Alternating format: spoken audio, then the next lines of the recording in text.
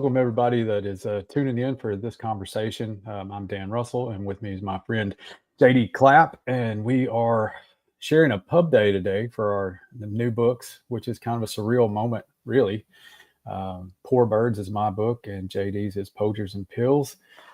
It's a novella and short stories, and we just really wanted to, since we're so far away and we're such good friends, we wanted to have a night where we could get with each other and share the stories behind these books, what inspired us to write these books, read a little bit from these books, and just basically have a conversation like you would if you were attending a reading out and about. So that's kind of our plan for tonight. It'll flow kind of like the podcast usually does. So if you are watching this and you're a podcast listener, this should be pretty familiar territory. So how's your day been, my friend? How is it? It's been great, man. It's been an exciting day. Sure, same for you. A lot of time on social media today. Yeah, you have to be your own press team, really, to do this stuff the way that we do it. So, did you do anything special, or did you have a plan when you got up this morning, or did you just let it come to you? I kind of let it come to me. I woke up to an email that we had a slight glitch with the bot at Amazon not approving the inside cover of the book because it couldn't read it, and so from there I was up early and just kind of replied to a bunch of really nice comments from people. So that was great. I guess I had someone text me last night that I hadn't talked to in years and said they'd bought it. And I guess that's when it kind of became real that it was going to be a thing, And today it's just been kind of surreal, something that you've labored over for so long, and then it comes out, and it's a surreal thing. So pleased as punch that it's out there. I'm sure you are too. So yeah, absolutely. We're not gonna, belabor it. We're gonna spend probably an hour or so just kind of talking about the books and reading a couple things. But I thought to get us started is maybe I'm gonna let you go first. And before you read, maybe just tell folks, where did the inspiration for the book come from? Like what spurred you on to write this? What was the seed that kind of started this little tree growing in your mind that turned into this book? And Sure. Also, before you start, I should have said this at the beginning. If you have any questions or any kind of comments, there is the comments are open over there, and we can see those. So feel free to share those if you want. Yeah. So the Poachers and Pills part of this is a novella, and it started as a couple short stories. It was based on my time in Ohio. I was at Ohio State, and my day job, it's not writing, or I'd be broke. My day job is actually, I'm a professor, but I study alcohol and drugs. So I was at Ohio State during the opioid epidemic, and I got my first time down there. I also hunt and fish, so I went down to Southern Ohio to hunt for some meat. And I met a guy and kind of became friends. And the place I was hunting was in Vinton County, Ohio, which by the end of the opioid epidemic, small little rural town, every adult in that county, according to the state epidemiologist, had been somehow either addicted or someone in their family was addicted to opioids. And then professionally, I got hired to do a project by the state down there. So I spent a lot of time there, gleaned a lot of stories from different people, and that kind of became the inspiration for the book. And the second half is a bunch of short stories. A lot of them have outdoor themes, hunting and fishing themes, and so on. It is. You do what you do really well. So I've read your upcoming novel, but I haven't read any of these that I'm aware of. And I may have read some that you've had published somewhere, but like you say, it's pub day, so I don't really know what's in here. So anything that you read is going to be a surprise. So if you would do us that honor of reading something from Poachers and Pills, and we can take some questions afterwards, and we can speak a little more about what you hope readers get from this. But the main thing is it's a big day for you, and you need the spotlight to read a little story for everybody. So I'm gonna pull myself out and pop the book up so people can see what that looks like, and we can discuss where they can get it shortly. All right. Thanks, my friend. So this is the first chapter in the novella. It's short, and it's titled Nice Day for a Funeral. Colton leaned against the wall of the work shed next to the old barn. He pulled his second joint of the day from the old Prince Albert tin he kept in his bib pocket and lit it with the freshly filled Winston branded Zippo he'd carried for years. It was part of his morning ritual. Make a pot of cowboy coffee, grab the mason jar he kept his choice bud he grew in. Today he grabbed a jar of Alaskan Thunderfuck, grind 2 or 3 grams, hand roll 6 joints, place them in the old tin, then filled the Zippo with fresh fluid. He drank his first cup of coffee as he rolled the joints. Once he'd completed this ritual, he felt ready to tackle the day. However, there was no amount of weed or ritual to prepare him for what lay ahead today. Colton looked at the first hint of fall showing in the ash trees in the holler behind his farmhouse and breathed in the morning air. He loved the fall, the heat of the summer behind him, hunting season just ahead. He tried to focus on those things, but his mind kept returning to what had happened, the shitstorm his family seemed to be drowning in. He took a big hit, held it in, and blew the skunky black smoke into the morning air. After a couple more hits, he pinched the cherry of the half-smoked joint and returned it to the can. Fuck it, better start digging. That afternoon, before the small gathering at the graveside, Colton, his nephew Jason, Tom Miller, and his sons used canvas straps to lower the casket into the freshly dug hole at the back of Colton's property. Emily Jane Carpenter, 26 years old when she overdosed, was laid to rest in the simple wooden casket her father Colton had made 2 days prior. Her grave sat next to several others in the family plot, all marked with wooden crosses. Emily would be buried next to her grandmother. Around 3:30 p.m., a small crowd of family and neighbors had gathered at the graveside. The entire family was there. Emily's mother, Tracy, sat in a lawn chair. Her grandson, little Rhett, sat on her lap. Emily's younger sister, Gina Marie, leaned against her boyfriend and baby daddy, Rhett, who held her waist loosely with one arm and the hand of their toddler daughter, Kayla Jo, with the other. The Millers had come from the farm next door and stood quietly next to the Carpenter family. Colton's longtime rival, Tobin Frazier, had even come to pay his respects. He stood behind the others off to the side, holding his greasy John Deere cap in his hand. Colton stood at the head of the grave, staring blankly into the hole. A breeze rustled the pines in the woods behind the grave. No one spoke for a while. Tracy turned to their other neighbor, Pauline Bridger, an elderly widow who served as a makeshift preacher for the locals, and asked her to start the ceremony. Pauline's daddy had preached in a snake-handling, poison-drinking congregation down in West Virginia when she was a child. The widow pushed her long gray hair from her face, nodded, and cleared her throat. Jesus, please take this lost soul into your everlasting embrace. She was a sinner like all of us, but she was a good soul who was sick on those pills Satan brung to Vinton. And she was tormented by his evil demons. Let her rest now, Heavenly Father, in his name. Amen. While she prayed, Colton shifted from foot to foot, his hand thrust into the pocket of his Carhartt overalls.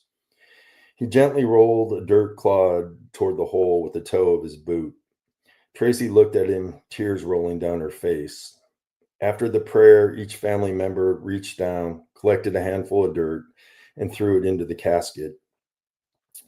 The neighbors followed. Tracy looked at Colton again, but he shook his head.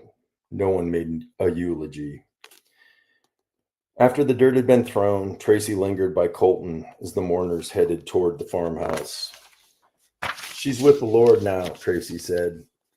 Colton fished a half-smoked joint from his pocket, then his Zippo. He lit the joint and looked at his ex-wife, then off into the woods. He took a hit before he spoke. From where I'm standing, there ain't any Lord for people like us. She shook her head. Colton, we need more than weed to get through life. We need God. Hell, then why is it damn near every Bible thumper in Vinton County hooked on pills? Did God hook them? Half of them are in the ground like our baby girl right there, or in jail or in rehab. I don't need that God. You can fucking have him, Colton answered. She sighed and walked toward the farmhouse. She turned and looked back at her ex-husband. Well, Colton, that's between you and the Lord. But you were her daddy, and it would have been nice for you to say a few words back there. Can you at least come in for the wake? She asked. He nodded. I'm going to fill the hole first, he called back, turning towards his work. Alone at the grave, Colton went to work. As he shoveled, his anger grew. Somebody needs to pay for this. Just after dark, Colton tamped down the last of the loose dirt around the apple tree sapling he'd planted to mark the grave. He'd add a cross soon. His muscles ached. His denim shirt was wet from the work, sweat carving muddy rivers through the thin layer of dirt on his forearms. He stood and looked at the grave for a minute. He smoked another joint, trying to make sense of it all. How the fuck did all this happen? Life was hard enough here before the goddamn pills came along. He took a last big hit, exhaled, and stubbed the roach out in the dirt next to the grave. He looked into the twilight sky, the quarter harvest moon beginning to blow. Fuck it all. Just fuck it all. He turned back to the shed to stow the shovel before he went in to face everything. Then he stopped. He pivoted and returned to the graveside. He took off his camo Cabela's cap and looked down at the grave. Emily, I've never been much for words. I'm going to miss you. It was a nice day for a funeral. Goodbye, baby girl. Rest in peace, Colton said aloud. He dropped the shovel where he stood, took out his tin and lighter, and lit a cigarette. He looked toward the warm lights of the little farmhouse. He could see the family and neighbors in the kitchen and the living room. He stooped down and picked up the shovel and headed for the barn. And that is the end of chapter 1.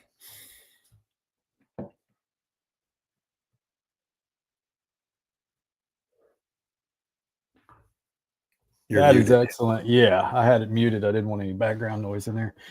That is such a familiar tale. It really is, yeah. And it's sometimes you think that it's just a specific part of the country that deals with that, and it is nice to get a perspective that's not the stereotypical perspective, and it gives you an idea of how wide reaching that epidemic is and was and continues to be. It certainly makes appearances in my stories. I mean, it's something that is there, and I think shedding light on those people have stories too, and it's important to tell those stories. So, was there something that struck that match that lit the fire for the little novella piece in here? Because you've kind of done the thing where you've got the novella at the front, and then you got the stories that kind of bookend. What made you set it up that way? Well, the novella, I really wanted to write, kind of tell these people's stories. Like you said, you'd read it in the news, you'd hear about it, but even, just living in Columbus, there was always kind of this city versus rural kind of thing going on where people didn't really kind of appreciate the magnitude. The Colton character was based on the guy I knew. In the time I knew him, he lost 2 children to the epidemic from overdoses. And the third child, I helped get into a treatment center right before I left Ohio. So all 3 of his kids were hooked, and he lost 2 of them. And so it's just, to me, it was such a devastating story that I just felt like it needed to be told. So it's fictional, but it's based on a lot of the different folks I came across when I was working down there. It's that mine's the same way, and I'm going to tell a lot of that same story whenever I read mine. But I think there's a little nugget of truth in everything, and I think that's what makes a book special. And it gives people the thing that lingers. I mean, a good book is going to stick with you for years and years to come, and I don't think anybody can read that chapter, let alone any of the stories or anything like that it's not going to stick with them. So, with that said, what is something that you hope readers are going to find special about this book? What is the nugget of truth that's in there that you hope people take away? I think that the main theme of the novella is that even despite all the tragedy that these folks experienced, they still managed to maintain family, community relationships, and they persevered. And so even in the kind of the light of all this kind of tragedy that was going on around them, um, they were good folks just trying to live their lives, Yeah. and they kept on persevering, which was really kind of impressive for me to watch, especially working in addiction, where I've seen other families fall completely apart. Suburban families or more well-off families, and Hmm. here that I think the resilience of growing up in a rural, poor area. Vinton's one of the poorest counties in Ohio, southeast Ohio, Appalachia. Really helped them kind of get through and make it to the other side. Yeah. It's, I think one thing that's interesting, I certainly had it, and I don't know if you felt the same thing. You said some of these characters are obviously based on real people, and I think whether they are or not, everybody's characters are kind of based on real people. Is there something about where you're from, do you think, that lends itself to a good story, or the area that these stories are based in? Is there something special about that area? You mentioned Appalachia, and Appalachian fiction has a rich, rich history. But a lot of people don't think about Southern Ohio as Appalachia when they try to make that distinction. What about that region do you think it lends itself to stories? Yeah, it really, over the years I was in Ohio, and I've done 2 stints in Ohio, so about 10 years out of my life I was there. Um, the southern part of that state is really kind of feels like the South, Mm, where Columbus feels like the Midwest, and then you go up to Cleveland and you're in the Northeast. So right. it's an interesting state from that perspective. Um, and I don't know that I would have been able to write this had I just worked there, but the fact that I was hunting with this guy, and then I met several people through that, and really kind of became friends with him. And he was very open about when he found out what I did. He was very open about sharing what was going on, and so on. That I wrote it as a outsider, but also as somebody who had access to the inside in a way that most outsiders wouldn't normally get. Mm, So I think that was kind of allowed me to do that. It obviously wasn't as easy as me writing a story that's based in Southern California, where I grew up. right. So, but I It- wanted to get it right for them, and I didn't want yeah. to stereotype and all that. And so, I listened. You mentioned that about hunting and all that in Southeast Ohio. I listened to a podcast one time, the Bear Grease podcast, and it was Clay Newcomb, and he did a spotlight on a turkey hunting sting in Southeast yeah, Ohio, and it blew me away. The people sounded like me. Like the whole culture was very much a Southern culture. And when I thought of turkey poaching, I did not think of Southeast Ohio. So when your book came out and it was called Poachers and Pills, I thought, well, there you go. He's hit the nail on the head. So that was well, really what interesting. was funny, where the poachers part came in, I actually met a guy that was a poacher, turkey hunting, and There you go.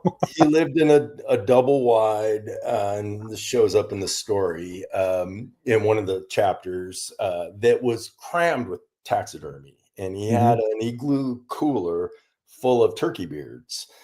And it was even like the guy I was hunting with, based the Colton character, would always apologize. We don't really have big rack deer down here. I don't know why you come down. And I'm like, I hunt for meat. I'm not hunting for Right. horns. And as soon as I said that, it's like everything shifted, because he could relate to it. And he's just like, well, hell, there's no seasons down here. Just come down whenever the freezer's empty. Just come on down and shoot something, Yeah. and that's kind of like, I'm like, oh, okay, so this is a different world, than I was used to, but definitely very, very much kind of live off the land, Appalachia. God put it here for us to use it as a resource, kind of thing. Yeah. That's funny. There's a line in my book where someone accuses somebody of being a poacher. Basically, he's alluding to something else, but it's the fact that the character that's being spoken to perceives that as a slight. It pisses him off. Like it's just that's a super cool tie-in there. So man, I'm excited for you. I think people are going to love it.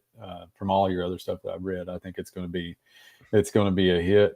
And I really don't know how to do the flip here because I've always been the host of this thing. So it's an odd thing for me to do something on the show and not be the main character, I guess. So Well, that's all right. If you want to throw back up that question you started with me, and I can fire that to you if you want. I can do that.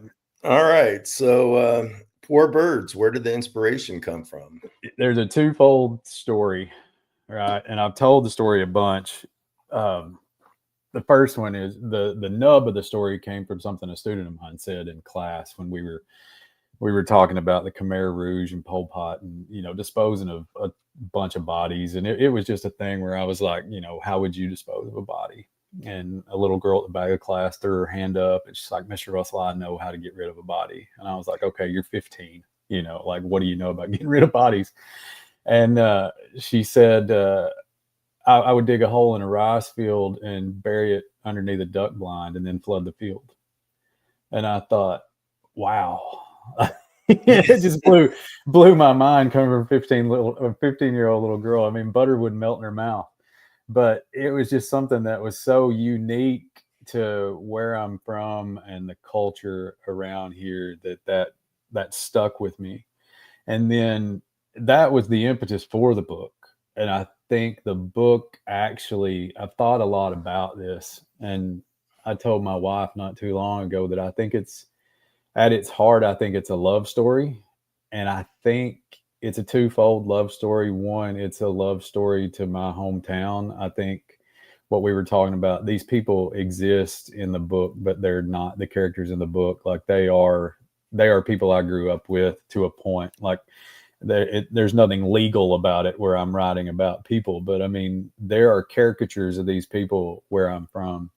And the town that it's set in is the old name for the town that I grew up in. It's called Wiener now, but it was West Prairie before the railroad came through. So it just lent itself to that. So our town went through a lot. We lost our school. The industry left. It's very much, if the Rust Belt was in Arkansas, that's kind of what my hometown looks like. There's like 2 businesses there now. And it's really, I go there now and I don't know anybody. And when I was a kid, I knew everybody. So I think maybe writing the book, I was able to resurrect some of those people, some of those characters, and whether I meant for them to appear in here or not, they ended up in here. So there's that. I said it was twofold, but it's probably 3. The main inspiration was I was in a rut creatively.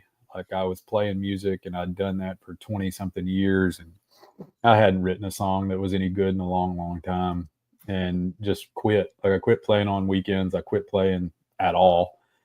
And I was bored, borderline depressed. And my wife said, have you ever tried writing, fiction or a short story or anything like that? And I said, well, in school, I wrote some stuff when I was in elementary school, but I've never really sat down to write a book. And she said, you should try that. So that's really what this is. I had it written before I started my MFA. It ended up being my MFA thesis. And it was supposed to be my first book, but it ended up coming out second just because of, deadlines and timelines and the way things worked out. But I've lived with this book longer than anything else just because it was such a part of, my youth and teenage years and young adulthood. So being able to put that on the page and having this not idealized, but this fictionalized version of my hometown live on in the way that it was when I was a kid is pretty cool. It's that weird thing where when you read it, you can see, what's going on in your mind.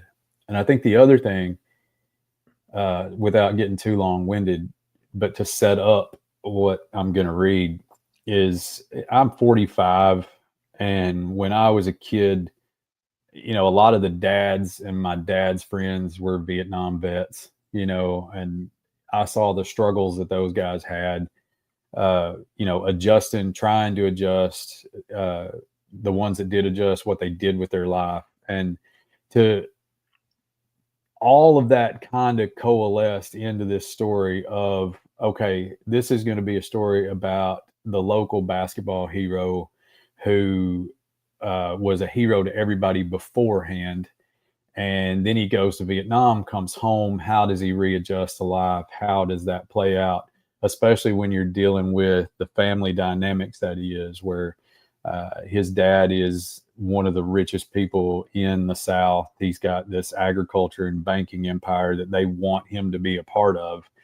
And he is just a very much kind of not a hippie, but he's very much a be his own man kind of guy. And that doesn't appeal to him, Right. and the kind of the gist of the story is, how do we live up to family expectations? What roads does that take us down? How much free will do we have in choosing what we choose?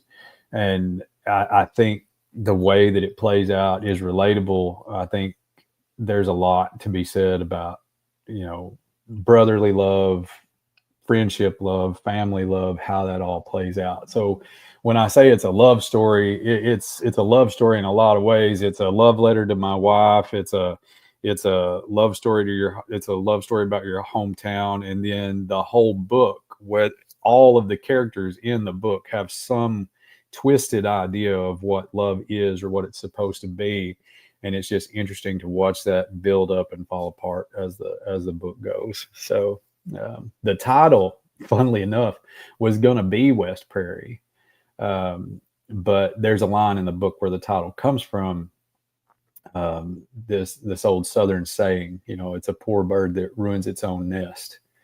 So there's a lot of that goes on in the book. So hopefully people go away from it like it's really just a study on life and family and loyalty and how all that plays out. So they're like my friends. It's a weird thing. My wife says they live in her head. So Yeah. I hope other people feel the same way. Just like your story pulled something out of me where I could feel those people and understand those people. Like, I hope that that's a gift that this book's able to give to somebody. So, yeah. When what's the time period it's set in? Just out of curiosity. So there is a time jump. We get 3 time jumps. So Okay. we start in 1968.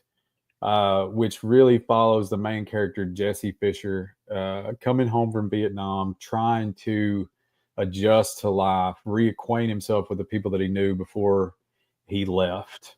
And then shortly after that, we jump ahead just 3 years to where he's married. He's starting a family in 1971.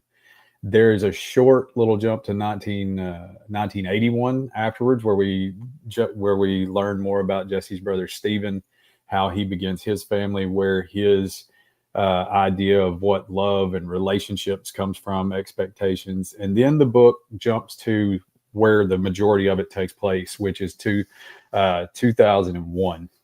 So it's kind of it's a study of how through that period of time, the expectations of family, the trauma that creates, the failure to live up to perceived expectations, all of those things appear in each of those periods. Like in 68, Jesse's definitely thinking something, and then 71, those things shift. Right. Stephen has his idea of what family is and what's expected of him. And then when we get to 2001, you see how all of this that happened in these earlier chapters shapes these men into who they are and turns them into what they ultimately become, which is 2 brothers that are diametrically opposed to what their father has set them out to be. The expectations for them was to take over this empire, to continue to grow the family's influence in the region. And Jesse wants no part of that, whereas Stephen is all about that. Mm-hmm. And it's both of them trying to navigate each other with coming to terms with the finality of their father's expectations and what cards life has dealt them, how they're playing that hand. And I think setting it over that period of time, you can see growth in both of them, because Steven's there when Jesse's young, um, and then when Jesse's building his family, Steven is off doing the bachelor life and everything. So it's nice to see them kind of build into who they are over that period of time. And I really struggled with the time jumps. It was hell editing the book, trying to get all that stuff right. And I cussed it 9 ways to Sunday during the editing process, because Misty would ultimately find something like, this can't be this if this is this, and we would have to go back and work it out. So I told her I'll probably never write another book that jumps like that. The one I'm working on now does, but instead of putting a direct year on it, it's just then and now. There you go. That's the easiest way to do it. 5 years. Yeah, it could be 5 minutes. It could be 10 years. I mean, ultimately, it ends up being 10 years in the new one. But this one does take place over quite a period of time. So you follow Jesse from the time he's 19, 20 years old until he's 51, right? So, I mean, you get the vast span of his life. And then the same with Steven, who's the baby brother and obviously wants to be the be all end all to their mom and dad. But, and it's not just about the men. I think there's strong women in the book too that definitely play a role. And the way that they shape the lives of the two brothers as well, along with their mother and housekeeper. And it's an interesting thing how these lives unfold over the course of the book. So, excellent. Why don't we throw up your graphic, because I can't do it. I can do it. I can do it. I'm going to read chapter 1, which will just give a setup of. It's Jesse in Vietnam, and the reason I'm picking chapter 1 instead of something in the middle of the book is I think chapter 1 gives you a full picture of all sides of Jesse Fisher. You get his personality, you get the expectations, and you get some of the motivations as to why he does what he does. So I'll read chapter 1, and we can talk about that shortly. If anybody is online, you can drop questions over in the comments, and we will get to those as soon as we're done reading. So I'm going to pull JD down. He's still there.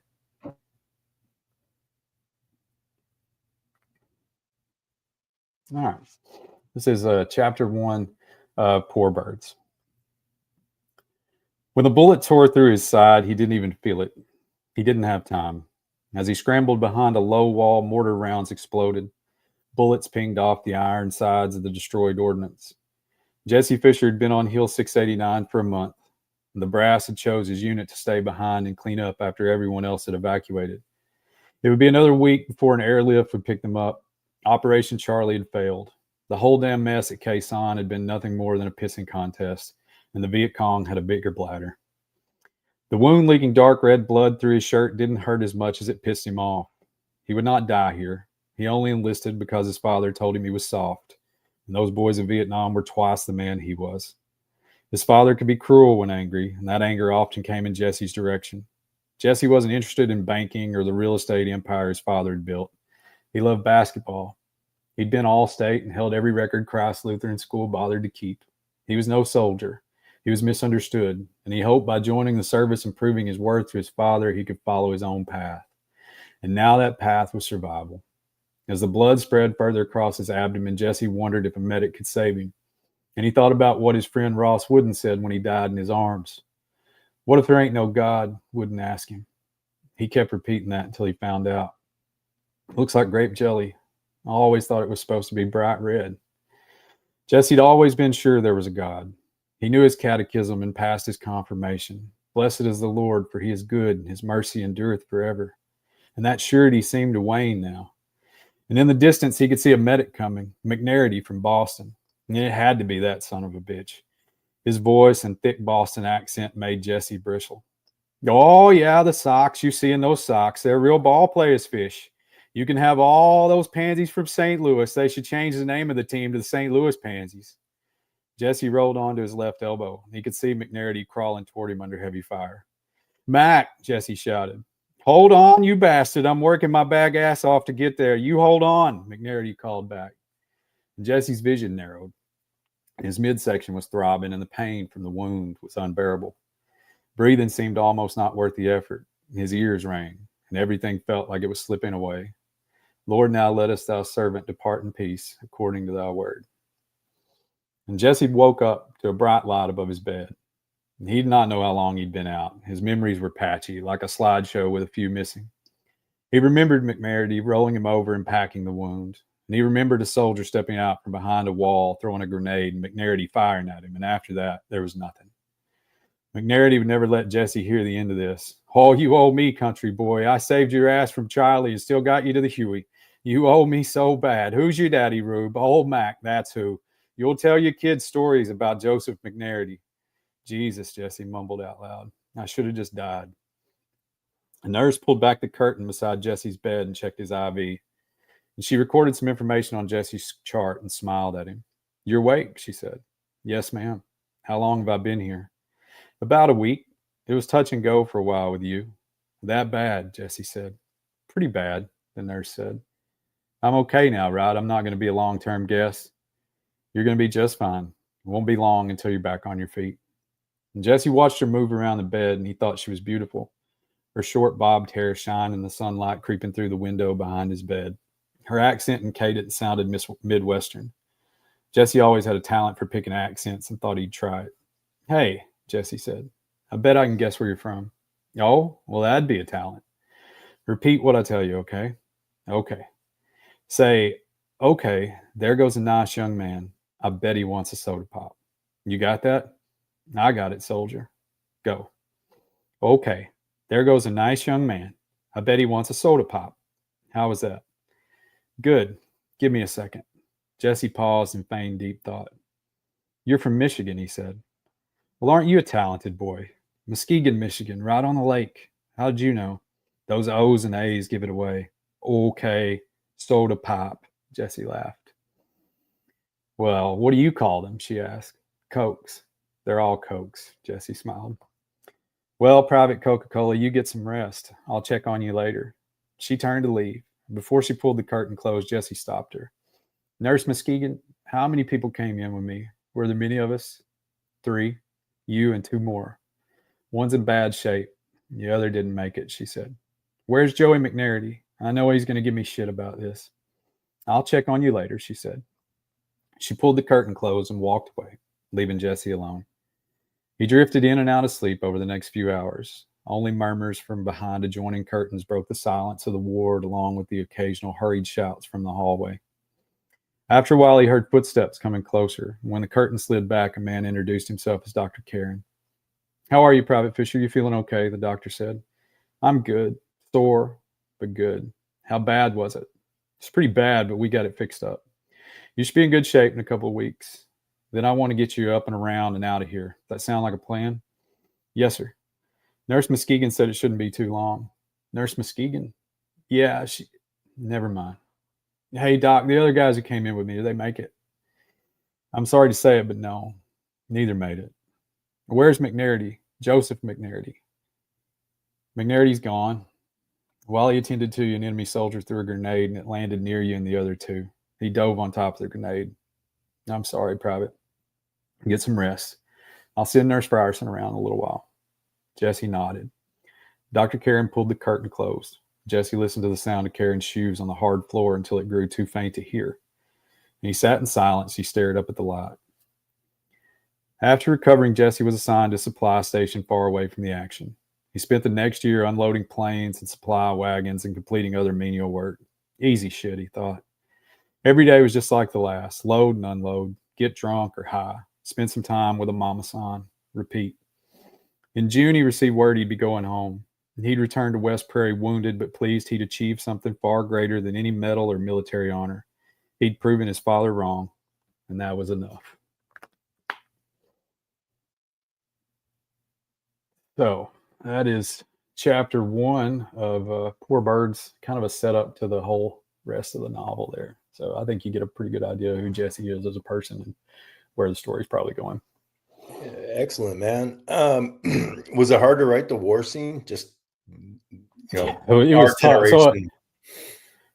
So I did a lot of research on that as far as, again, getting that timeline right, because I knew where I wanted him to be, but I had to make sure that all those years lined up and the mission lined up and what happened there lined up. So luckily enough, what I found tied right into the story. A lot of it came, the influence for that portion came a lot from the things they carried.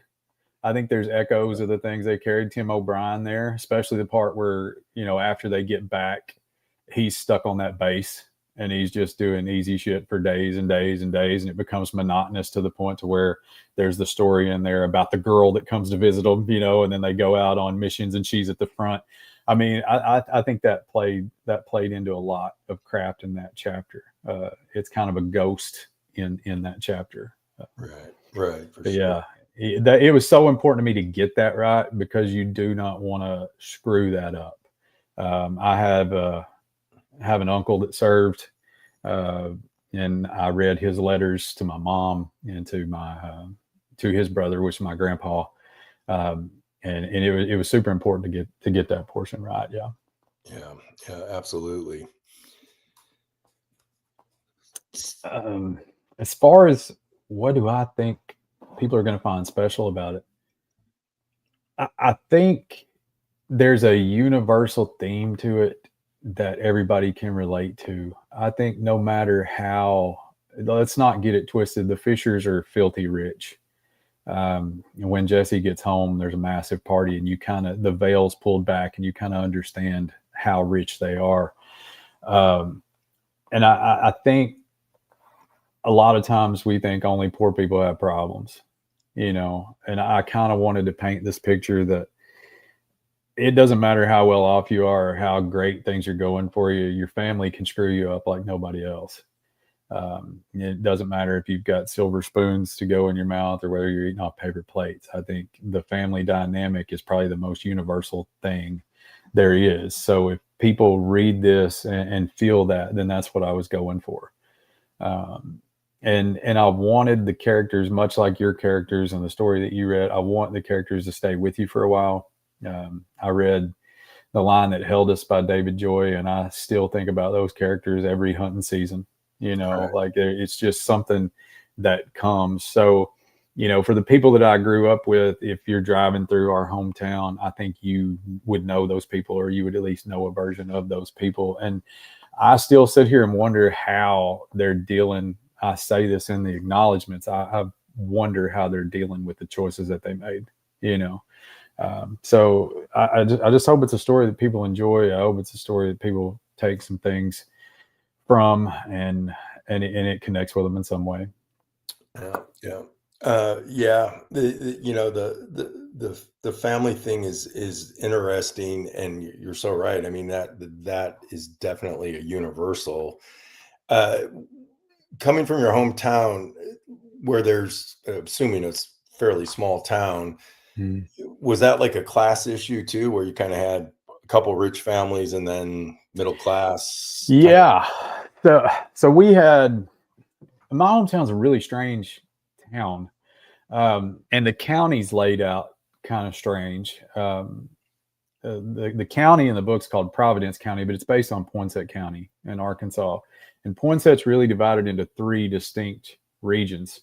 Western Poinsett County, there's a lot of rich farmland. There's a lot of rich farmers. Central Poinsett County is kind of the county seat. And you've got another larger town in Central Poinsett County where a lot of the influential business people are. The politicians of the county are there. And then Eastern Poinsett County is like it's a world to itself. Once you cross the ridge and you're on the other side, those people are more Delta people. So it was a neat little microcosm to work with. But what I tried to do when I created West Prairie was take my hometown, but pick it up and move it to the center part of the county where all of these people could intermingle together. Sure. So my hometown had 667 people. The county's not a large county, but we're probably looking at 10,000-15,000 people. So West Prairie, in my mind's eye, is a town of about 4,500 folks, right in the middle of the county. It's the county seat. And then everything, the towns around it are real towns that I mentioned, or they are versions of a real town where I might have used their voting location. We protect the innocent, right? Right. But yeah, I mean, we just had so many characters, and it's just, it's something I'm afraid when it's gone, it's going to be gone. I did something with my stepson that we do. A lot of people in my hometown have these nicknames. Nobody knew where they got them. Nobody knew how that happened, but they don't make sense. But that's how you're known in the town. So our son's name's Cameron. For some reason at the house, he's called Fred. It makes no sense why he's called Fred. I don't even know where I came up with it. But we had all kinds of interesting people from, we had a guy that was called Moses, Jaime. Like, we had all kinds of just crazy names for people. Grasshead. I mean, there were so many names, but everybody knew exactly who you were talking about. So what I tried to do was just take the influence of those names and kind of turn them into characters that could populate this world. And I think Jesse's cousins, this is a funny aside. Jesse's cousins are named Newt and Toad in the book, and those are not nicknames. I had 2 great uncles that were named Newt and Toad. And I think that just comes from, my dad's folks were dirt poor. And I think just during the Depression or before the Depression, I think, I know they weren't readers. At least one of them couldn't read very well. And I think those names just came, and that's what they were called. So again, I'm resurrecting people and giving them life, and in their case, redeeming them a little bit, because I've been told they were mean as snakes. So, I mean, they just lent themselves to the story. So, but the nicknames, I had a character in here that was from South Africa. This was a wonderful nickname from my hometown that I put in the book, and I had to cut it because it didn't make sense. But I had a character in the book. He was from South Africa, and he was working on the Fisher farm, and they all called him Dingo because they couldn't tell the difference between Australia and South Africa. So, I mean, it's just little things like that. But he ended up getting cut. But yeah, the character Teeth, he's got a great nickname in this book. So, yeah, hometowns are easy to mold into what you want them to be. But no, it wasn't very big, and the town in here is not very big. Yeah. Well, super cool. So we got one more question-ish. Yeah. Since I'm already talking, I'll go ahead and I'll let you close this out, and we can take back over. I am working on another novel. It is set in Providence County, which is my fictional county. Not in West Prairie. This is set in a town called Bolivar, which is an area around here, but it's not an actual place. It's like a voting precinct. And it is based on just an unsolved murder in our county. And it's just a fictionalized account of the struggle to find justice for a cold case that really deserves an answer. And some of the places that are in Poor Birds show up because, again, we're in that same fictional universe. But it's there's Easter eggs in there that kind of let you know what happened to people, who is who in the county now. How did the fallout from what happened in Poor Birds affect the future of the county? So there's some things buried in there, especially with the sheriff and the deputies. Like, you'll see some of the same faces. But that story just came from reading an article in the news not too long ago about an unsolved murder here that it's old. It's 25 years old now, and you start to wonder, is there ever going to be justice for that family? Is there ever going to be justice for that person? So I took it and another murder from the mid 70s and kind of tied them together into a new case so that I'm not, doing anything sketchy. Right. And just create a new thing. It's called Forget Me Not. And I'm about halfway through with it now. And hopefully it'll be all wrapped up, and we'll be pitching it in the fall when everything settles down and summer rolls around. I hope to get it finished up, but it's going pretty well right now. Excellent, excellent. So you, I know, are working on a novel, or you finished up a novel that you are that you probably, you may not be at liberty to share, but after that, what are you planning on next after you get that out in the world? Yeah, yeah. Well, I've got a publisher lined up for the novel I finished. That one's going to be called Grit Before Grace. Little bit different, set in Southern California, so kind of my home, my backyard. The one that I'm working on now, and like 3 or 4 chapters in, is based on there's this community of folks that live on kind of ramshackle boats in San Diego Harbor. So they're kind of, it's a combination of people who are nomadic, or one tiny step above being homeless. And known a lot of these people over the years, met them fishing, played softball with a few of them back when I was a kid, that kind of thing.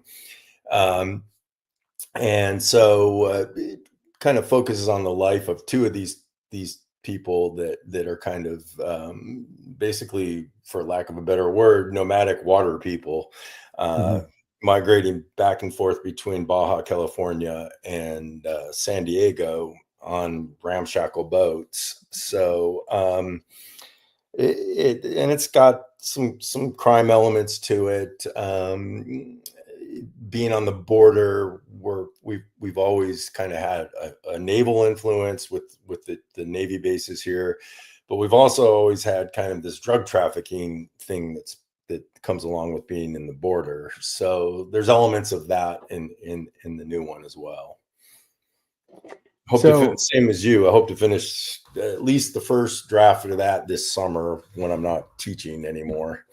Are you going to stick with the novel thing going forward? Are you going to work on another collection of stories, or what's the plan? Yeah, I like the novel thing. I mean, the first one was a super heavy lift, especially when I started writing Flash, and then went from that to short stories. Right now, I actually probably have enough for a 3rd short story collection. This is the Poachers and Pills is the second one. The first one was A Good Man Goes South, which is currently out. And I'm gonna try to wait till this novel's out, and then maybe when I'm getting ready to submit the next one, which the working title right now is Harbor Trash.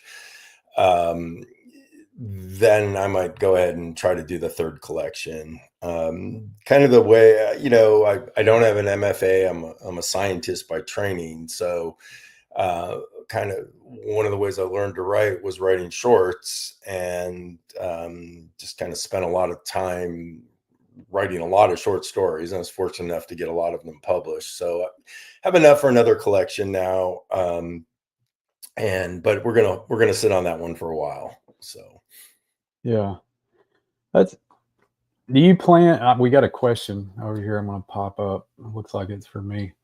They want to know if all my stories will continue to be set in Providence County with interconnected themes and people. I don't know. I can ask you the same thing. Do you find it easier to write about California? Will you continue to set stuff there, or in the places you've been, or have you ever thought about putting it somewhere else? And then I'll answer. Okay. Yeah. I mean, it's interesting. So like I said, the Ohio angles, I've lived there and worked there. The stories in the second half of Poachers and Pills, I've literally been to every place that I wrote about. There's a couple Alaska stories. I go to Alaska every year to fish. Spent a lot of time up there.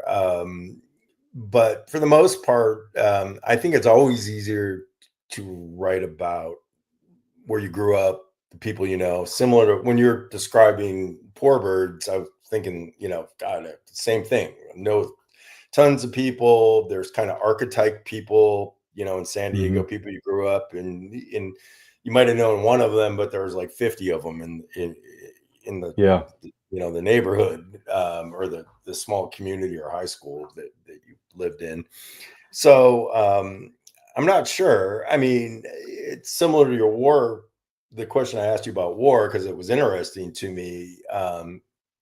That, if you're writing from a place you haven't been, or a place that's in the Hmm. past, it requires a lot of research to really get that right. And Yeah.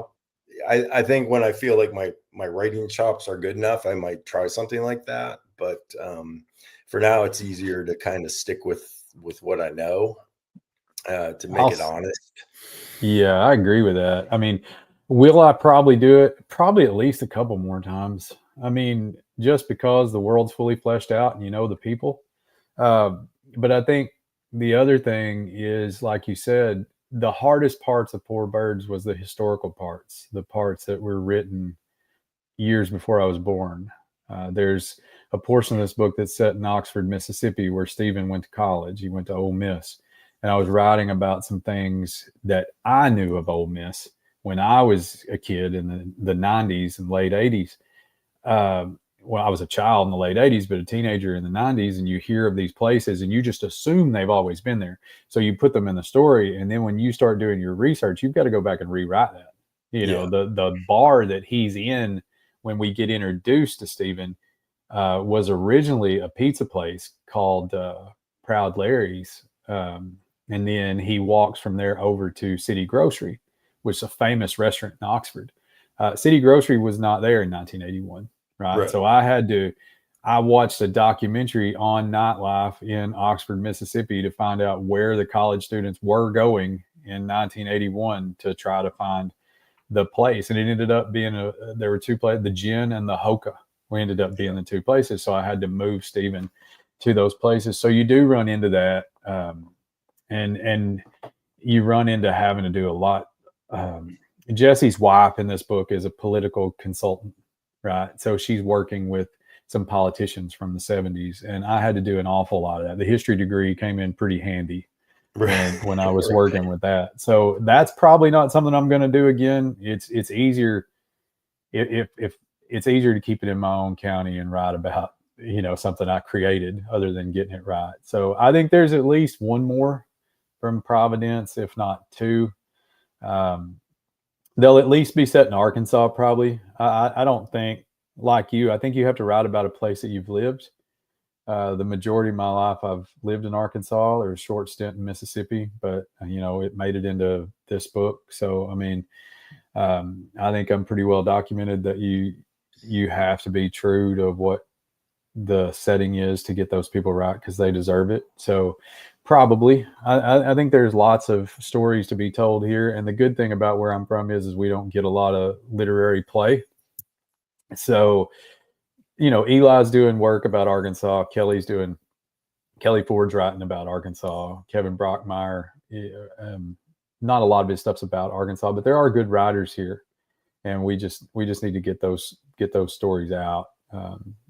And I think if it's not so much a place, it's not so much about the place that you're writing about as much as what you're writing about that's in the place, right? Right. So, like I said, everybody's got a screwed up family, and if not, they know somebody. Everybody, through degrees of separation, knows somebody that's been affected by opioids. They know somebody that's been.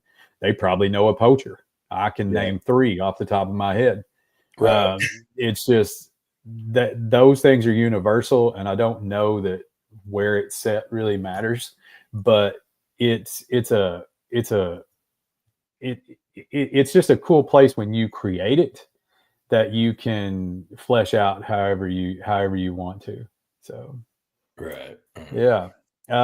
So we got another one here that I'm bringing up, and this one I'll give to you first, because I know you better. This person doesn't know you at all, and this is you'll love this question because you are the king of the darkness. Do the dark natures of your stories affect you emotionally? Do they bring you down, or do you ever want to write about something happier? Okay, I'll take a shot at that. Yeah, I write a lot of dark stories. I have written some happier ones too. Some every once in a while I'll write something, so, oh my God, a happy ending. But no, I think part of that is, as a social scientist who studies addiction, and I've known a wide, diverse group of people I've known, been friends with, interacted with across all socioeconomic and racial groups out here in California. You end up hearing a lot of stories that are pretty dark. But I think, one, the social scientist in me likes to try to portray those as realistically as possible, without being overly sympathetic or apologetic, or certainly never trying to blame the folks for the situation they're in. Um, but no, they don't actually bring me down, to answer the question.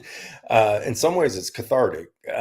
It's a way of kind of getting out some of this, that, like, well, that really sucks for people, and you just kind of want to tell the story to get it out there, because I do think we have a tendency as a society to not want to see those things, all the time, and they're important, because if we don't see them, they're never going to change. How about Yeah, you? I agree with that. I think the cathartic thing is important. There's a lot. So I've got a strained relationship with my brother. I think that comes out on these pages. Like, I don't think it's to the level that this is.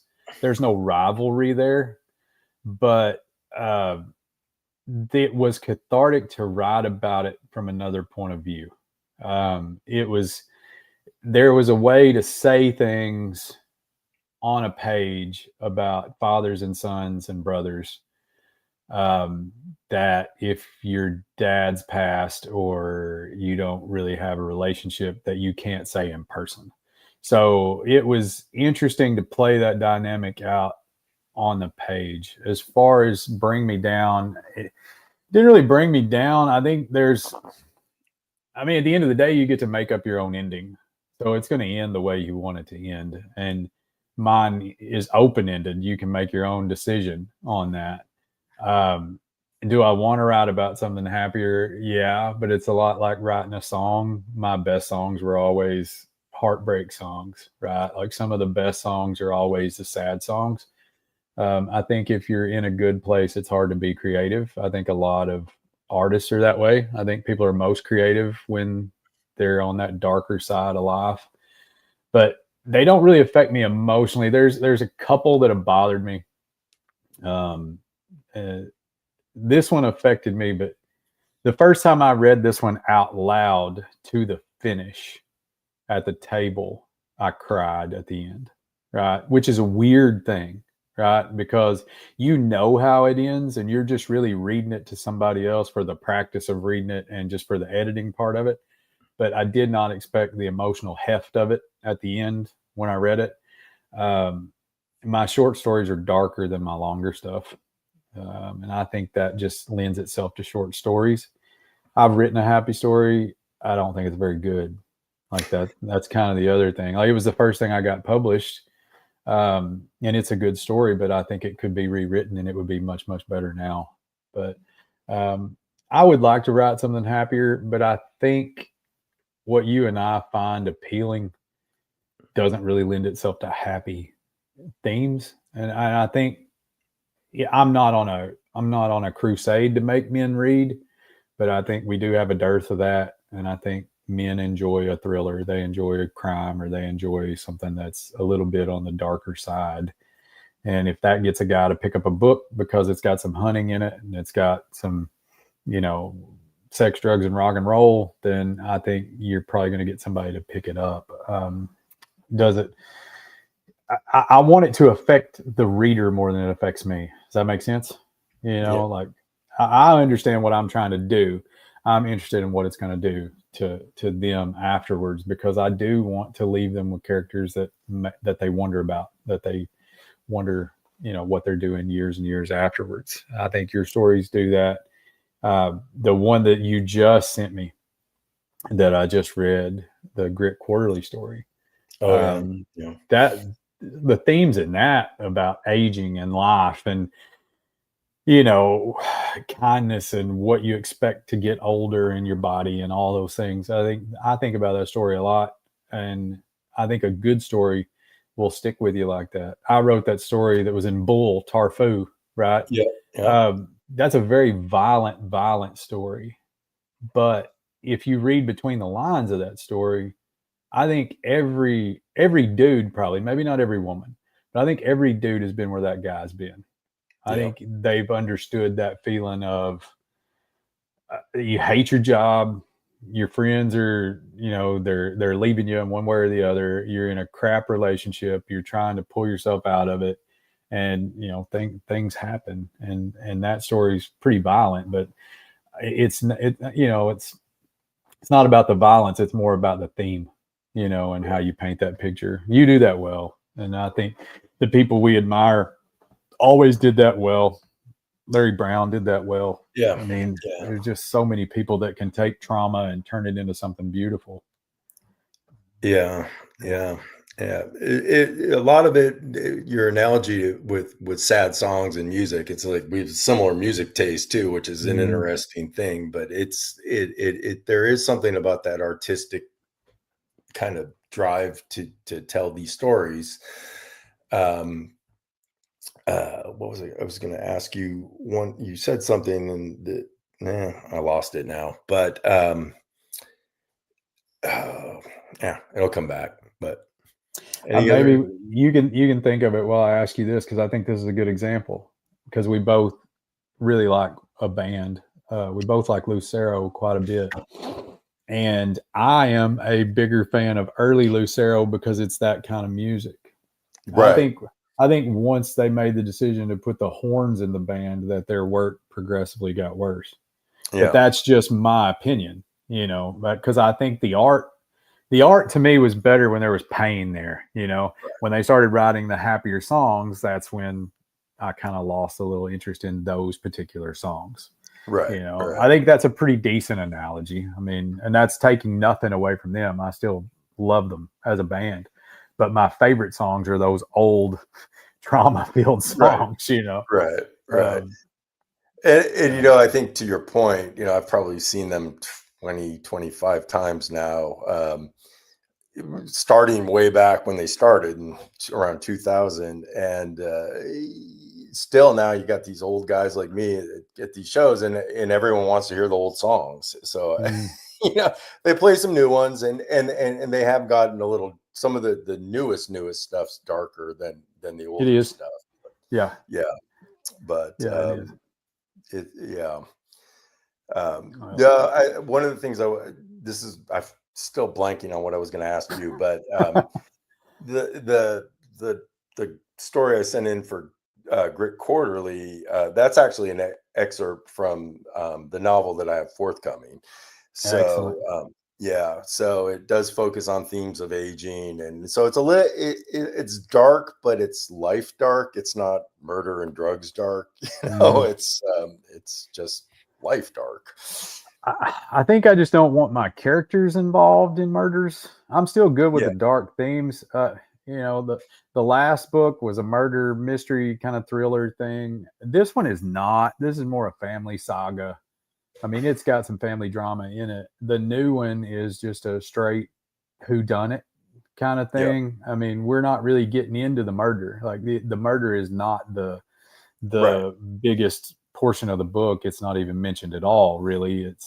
It's really a victim study of how she ends up where she does, and right. how the people around her, how this all comes to fruition, which I think in any case is the most interesting portion of it. I mean, people get killed every single day for stupid reasons, but underneath those stupid reasons, there's always a build up, a lead up, and a like a Jenga effect of how these things come to pass. And I think that's where the real story is. So Yeah. I mean, it's dark, but I don't think it's going to be as dark. That's a long winded answer to that question, but I mean, how many happy novels have you read? I mean, I've read a few, and I wouldn't say they were my favorite though. I think all my favorite books tend to be that way, especially if they're in the genre that we write. They tend to be that way. Uh, Right. Yeah. Honest to goodness, I couldn't tell you a happy book that I've read. To be honest, I mean, Yeah, I'd be I don't know. hard pressed. Yeah, I think at the heart of the heart of the human experience, there's tragedy, right? Right. Mhm. The human life isn't a comedy, really. It's pretty much built to be a tragedy. So I think that's why maybe we find the joy we find in what we do. So what do you have? What do you have planned for this? Where can folks find you out on the road, or where locally can they get the book? This will be up in perpetuity. People can watch it if they miss the live stream. It's a good chance for you to tell folks where they can get your stuff, and then you can talk about Yeah, all your sure. books, not just this book. Yeah. So right now, the first book, A Good Man Goes South, is available on Amazon. It's print only. Poachers and Pills, there's going to be a print version and the Kindle version on Amazon. Also be in a few independent bookstores here in San Diego, and hopefully a couple in Los Angeles and a couple up in the area. So we will see where these end up. One of the challenges when you're doing these indie things is getting into the big bookstores. Always can check out my website, www.jdclapp and I'm happy to send you along a signed copy from me. No shipping or any, same price you pay on Amazon. So that's pretty much where you can find these. How about yours? I am planning a release. I'm trying to produce and do this here. There we go. I've got a release party coming up at the Modern News Building here in Harrisburg, which is on May 31st at 6 o'clock, and that's drop in. If you are planning on coming, if you could drop us a line, that would help us plan a little bit. But we're gonna have some refreshments and drinks and a night of me telling, kind of what we talked about here tonight, like the real impetus behind the book, maybe a more in-depth study of where this story came from, kind of talk about the places in the book, why they're important, why I chose those things. And then June the 6th and the 7th, I'll be at the Delta Arts Festival in Newport, Arkansas, and be there all day, both days. That's going to be a big festival. If you were closer, I would tell you to come. I mean, Yeah, they've yeah, got music and artists and authors. It's I did not know about it until this year. I'm super stoked for it. They give you a VIP pass. You got free food, whole 9 yards. So it's a pretty cool little gig. And then other than that, I was lucky enough to get Lies We Choose to Believe in the Floating Bookshop in Oklahoma City. I reached out to them today to try to get Poor Birds in there. The gentleman that runs that, top notch guy. So I'm hoping to get that there. And when we got Lies in there, we talked about doing a signing and a reading. So I'm trying to, hopefully I can set one of those up once I get the author copies in. So that, and if we can get our schedules to meet up, maybe we can do something together. That's always been the plan. So. yeah, for sure. And got lots of time to try to get something on the books, but yeah, I definitely get to your neck of the woods at some point, and we'll do something. Yeah, we may have to do it in Missouri or somewhere, Arkansas. Yeah, somewhere in the middle. We've got. I mean, our local bookstore did not pick up the book, and I think that kind of is behind the tweet and the message that I sent. That the goal of this is we want people to support independent writers and independent bookstores. That's a super huge thing. The independent bookstore is really the lifeline of any community if you're lucky enough to have one. It's like the old salon in France. It's just a place where you can go and have a coffee and read a book and talk to a friend and talk to the owner, right? And for us to do for them what we do for them, it would be nice if that love came back to us in the same way. I mean, that's a two-way street. So, you know, I wasn't lucky enough to get it in here, but hey, the people in Oklahoma, solid folks. Right got it in there. There's a bookstore in Oregon that has it. And sometimes you wonder, it's like when you make music, you wonder how people got your stuff, you know, but I'm just happy to have it in some independence. And I've been trying to push people to those places to purchase it. But you can get both books on Amazon. You can get Lies We Choose to Believe on Amazon. You can get Poor Birds on Amazon. Poor Birds is an ebook and hard copy.